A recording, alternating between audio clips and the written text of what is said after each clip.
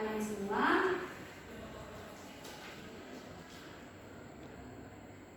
Adelia Redita, Hadir Bu. Astri Andriani, Hadir Bu. Rizka Indriani, Hadir Bu.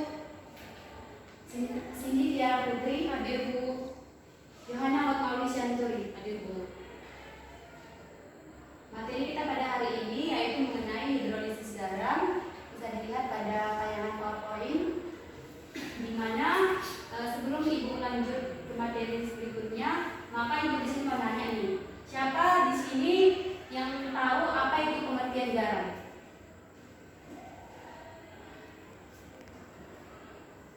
Ada yang tahu pengertian garam? Dalam kehidupan sehari-hari kita sudah tidak asing lagi dengan istilah apa itu garam.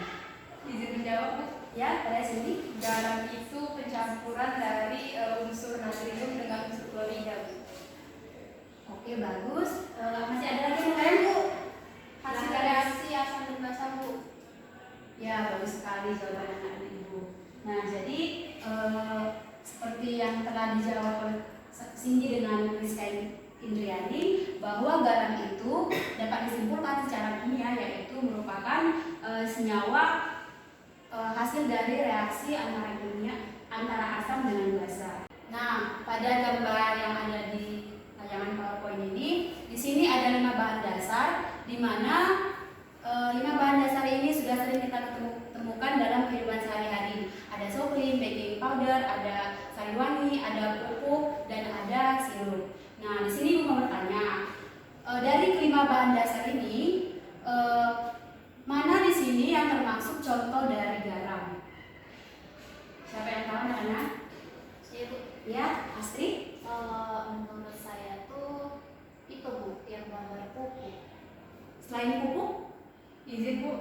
Yang nomor 2 Bu. Apa tadi tuh? baking powder. Ya. Karena di situ kan ada natrium karbonat dengan bahasanya itu adalah NaOH kalau nggak salah ya. Ya, bagus. Yang lainnya masih ada yang tahu di mana di sini contoh dari garam? Nah, seperti yang ada saya. Seperti tadi yang telah dijawab teman-teman kalian, yaitu Astri dengan Cindy, benar sekali, yaitu ada pupuk, yaitu mengandung kalsium nitrat, dan ada baking soda, dan yang terakhir ada soflin. Jadi soflin ini mengandung natrium fosfat. Nah, jadi yang tidak termasuk dari contoh garam yaitu sari wangi dengan sirup. Mengapa? Karena di dalam sari wangi dan sirup ini tidak terdapat kandungan garam. Nah, jadi materi kita yang telah Ibu katakan tadi yaitu mengenai hidrolisis garam, di mana hidrolisis garam ini materi ini sangat berkaitan dengan materi sebelumnya, di mana materi sebelumnya itu kita telah pelajari. Jadi Ibu mau tanya di sini, siapa yang masih ingat materi kita pada minggu yang lalu?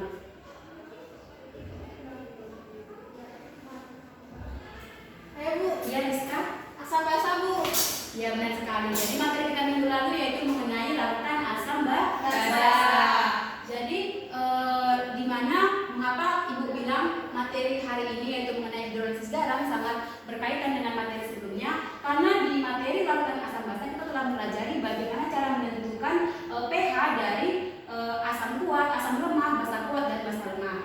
Adapun tujuan pembelajaran kita hari ini yang pertama, melalui kegiatan mengamati tayangan PowerPoint tentang keseimbangan ion dalam larutan garam, siswa dapat menelaah tentang keseimbangan ion dalam larutan garam dengan benar. Yang kedua, setelah mengidentifikasikan video tentang garam yang terhidrolisis, siswa dapat mengaitkan garam yang terhidrolisis dengan sifat asam basa.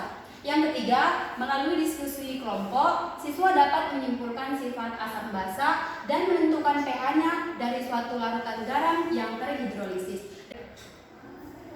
Baiklah, setelah kemarin kita sudah belajar asam basa, tiba saatnya ya kita belajar materi lanjutan tentang hidrolisis garam. Jadi sebelum kita masuk ke sini, masih ingat nggak hidrolisis garam? Atau kalian sudah tadi malam sudah belajar membaca, mencari informasi tentang hidrolisis garam? Ada yang tahu? Mungkin Yohana, apa yang terpikir Yohana? Hidrolisis itu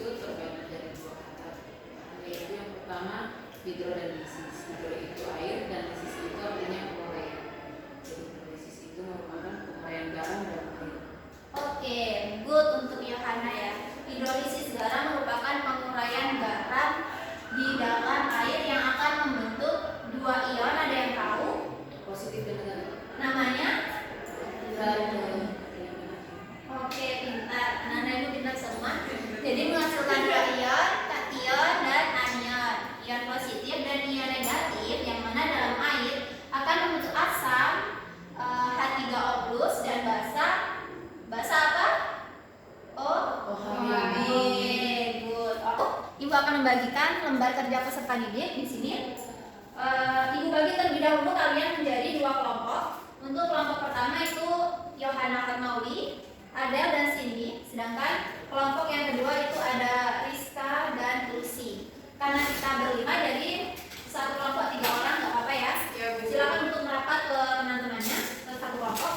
Ini ibu bagikan LKPD-nya untuk bahkan nanti kalian mengerjakannya. Baik, silakan sambil dilihat-lihat LKPD-nya, ibu akan menjelaskan kepada kalian bahwasanya garam bisa terbentuk dari beberapa pencampuran atau suatu reaksi. Yang pertama itu dari asam kuat dan basa kuat. Reaksi dari asam kuat dan basa kuat ini akan menghasilkan garam yang bersifat netral. Ada yang tahu netral itu sifatnya gimana? pH-nya mungkin?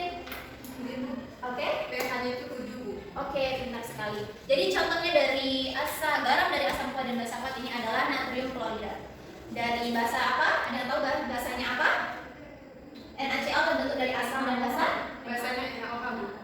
Asamnya? Asamnya HCl. Oke, pintar sekali. Lanjut, selain itu juga garam terbentuk dari reaksi asam kuat dan basa lemak. Contohnya di sini adalah NH4Cl. Ada yang tahu namanya dari NH4Cl ini apa? Mungkin kelompok 1, kelompok 2 ada yang tahu NH4Cl namanya garam apa? Terbentuk dari ayo. Oke, apa namanya? Amonium klorida. Oke, good untuk kelompok 1 Rizka ya. Oke, selanjutnya itu garam dari asam lemak dan basa kuat.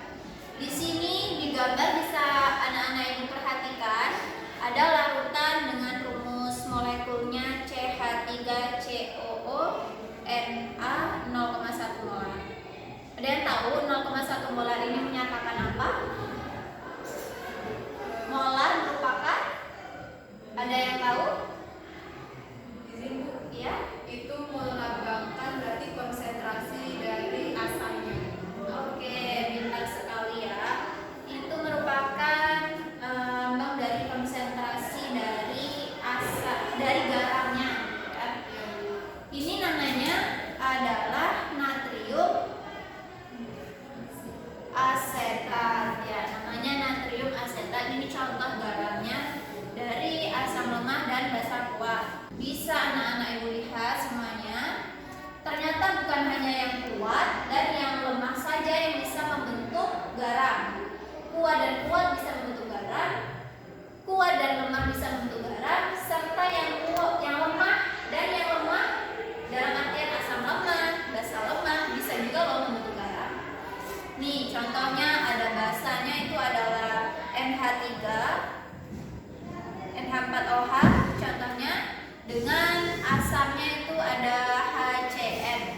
Itu akan membentuk suatu basa garam yang terbentuk dari basa, lemah dan asam lemak. Silakan untuk Hitung pH larutan berikut. video yang ada di Yang A, depan. Jangan lupa untuk CH3 sambil dikerjakan COO aktivitas 1 yang ada di molar. LKPD. Jika diketahui Silakan untuk Ka sambil dilihat-lihat ya. CH3COOH ini 5. Silakan sambil Nah, oke, menuliskan langsung saja. jawabannya. Yang A, CH3COONA 1 molar. Jika diketahui Ka dari CH3COOH itu sama dengan 1 dikali 10 pangkat min 5. Nah, oke, sebelum kita tuliskan persamaannya, kita identifikasi terlebih dahulu sifat garamnya yaitu CH3COONA. CH3COONA ini itu asam atau basa. Nah, untuk menentukannya kita perhatikan sisa asam atau sisa basa dari penyusunan. Jadi bagaimana anak-anak semuanya sudah Bu? Sudah, Bu. Sudah dapat jawabannya? Sudah, Bu. Oke, Ibu minta salah satu perwakilan dari kelompok kalian untuk menyampaikan hasil pekerjaan dari kalian. Kelompok 1 dulu atau kelompok 2 dulu? Kelompok 2, Bu. 1 Bu. 2 atau 1? Dua. Oke, sesuai dengan Ibu yang tunjuknya kemana? Silakan untuk kelompok berapa? 1, Bu. Oke, kelompok 1. Mau menjawab pertanyaan nomor berapa? Nomor 2, Bu. Oke, siap. Silakan untuk presentasikan aja. Ini dari sini. Soal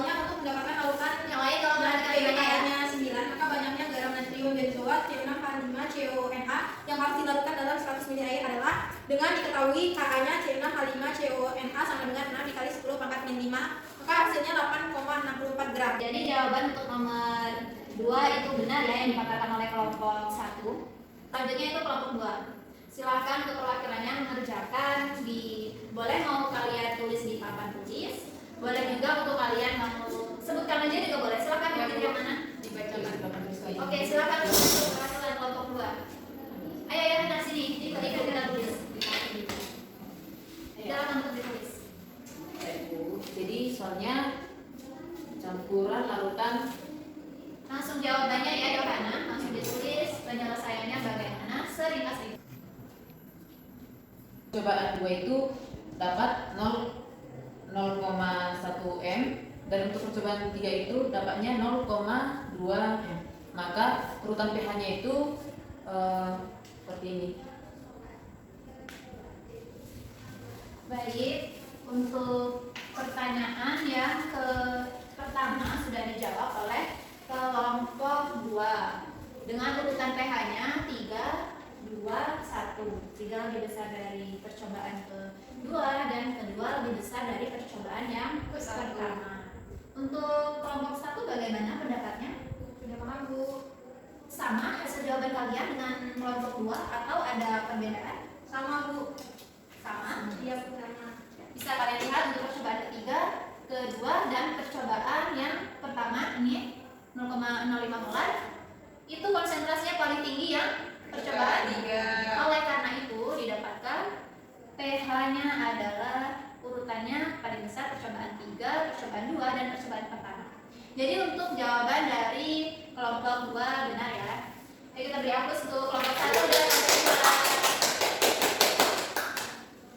2. Selanjutnya Ibu sudah mengirimkan evaluasi di Classroom, bisa kalian lihat di masing-masing HP kalian. Ya Bu. Baik Bu. Nanti yang bisa menjawabnya Ibu beri nilai tambahan ya. Baik Bu. Baiklah, selesainya pelajaran kita hari ini. Apakah anak-anak sekalian bisa menyimpulkan materi yang sudah diberi tadi? Izin Bu, Ya. dari yang telah disampaikan tadi, yang saya tangkap itu pertama bahwa pada hidrolisis garam ini asam lemak itu dapat bereaksi dengan basa lemak. Kemudian ada asam kuat dengan basa lemak, ada basa kuat dengan asam lemak. Cukup baik. Ada lagi bisa dapat menyimpulkan? Ya, Yohana. Jadi reaksi hidrolisis itu merupakan reaksi garam dalam air yang membentuk dua ion, yaitu ion positif dan ion negatif. Nah, reaksi hidrolisis itu berlawanan dengan reaksi penggaraman atau reaksi. Bagus, kesimpulan dari Cindy dan Yohana. Sedikit Ibu simpulkan bahwa hidrolisis merupakan reaksi penguraian garam yang di dalam air yang membentuk dua ion, yaitu ion positif dan ion negatif. Dan reaksi penggaraman itu reaksi asam dengan basa yang membentuk garam. Oke, didapatlah kesimpulan tadi oleh Cindy dan Yohana. Materi selanjutnya untuk minggu depan yaitu penggunaan garam dalam industri. Nah, demikianlah pelajaran pada hari ini. Bu akhiri. Wassalamualaikum